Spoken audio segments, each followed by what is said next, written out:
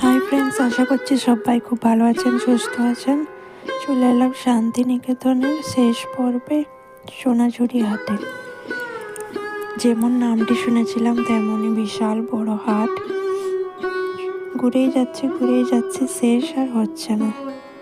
আর খুব সুন্দরী হাটে খুব সুন্দর সুন্দর হাতের কাজে ভরপুর জিনিস আছে। এমন কোনো জিনিস আপনারা পাবেন না তেমন নয়, সবই এখানে পেয়ে যাবেন। ঘুরবেন আর একটু দরদাম করলেই খুব সস্তায় জিনিস পাওয়া যায়। এখানে পাশে হোটেল বা রিসোর্টও রয়েছে, থাকলে আপনারা এই পাশেও থাকতে পারেন।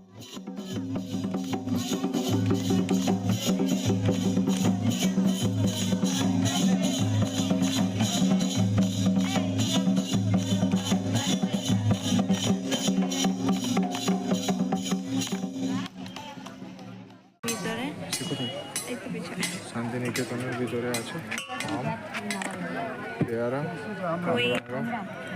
পাকা আম, কদবেল, আচ্ছা মাখিয়ে চাট বানিয়ে কাকু দেন।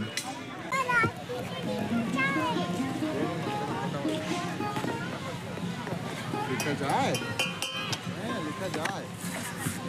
আগে যখন পেপার আবিষ্কার হয়নি তখন তাদের লাঠি দিয়ে লিখতো।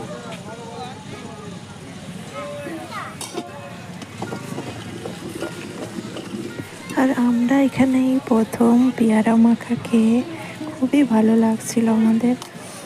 আর এই কাকুর হাতের, আপনারা যদি আসেন এই কাকুর হাতের পেয়ারা মাখা অবশ্যই খাবেন, খুবই টেস্ট, দারুণ লাগে খেতে।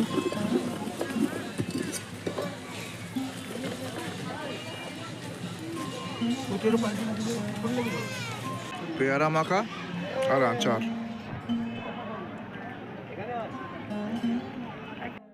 তারপরে চলে এলাম গীতাঞ্জলি রেল মিউজিয়াম, স্টেশনের খুবই পাশে। ওটা দেখার পর এবারে আমাদের ট্রেন ছিল, আমরা এখানে একটু ওয়েট করে ট্রেনে উঠলাম। খুব সুন্দর, একবার সত্যি নিরিবিলি জায়গা, গাছপালায় ভর্তি, শান্তিনিকেতন সত্যি। তাহলে বন্ধুরা, ভিডিওটি আপনাদের কেমন লাগলো?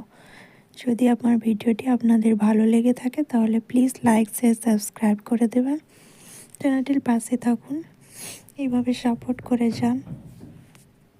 তবে হ্যাঁ ফ্রেন্ডস, আমরা আমাদের জীবনে সবাই খুব ব্যস্ত আছি, এটা আপনারাও জানেন সবাই। তার মধ্যে থেকেও আমাদেরকে একটু টাইম বের করে 2-4 দিনের জন্য কোথাও ঘুরে আসা খুবই দরকার। কারণ মন ভালো থাকলে তবেই তো আপনারা ভালো থাকবেন, তাই না? তাই আপনাদের বলবো 2-3 দিনের জন্য হলেও শান্তিনিকেতন একবার ঘুরে আসুন, খুবই ভালো লাগবে। তবে ভিডিওটা এই পর্যন্তই রাখলাম। আশা করছি সবাই খুব ভালো থাকবেন। তাহলে আজকের মতো টাটা।